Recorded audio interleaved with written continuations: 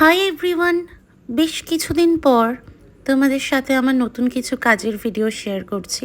এই কাজগুলো হলো এমডিএফ বোর্ডের উপর করা অ্যাক্রিলিক প্রিন্টিং এবং ক্লে দিয়ে ফ্রিজ ম্যাগনেট। এতদিন তো তোমরা লেজার কাটের উপর আমার বিভিন্ন ফ্রিজ ম্যাগনেট দেখেছো, এটা বেশ নতুন কিছু ট্রাই করলাম। তোমাদের এগুলো কেমন লাগছে জানিও।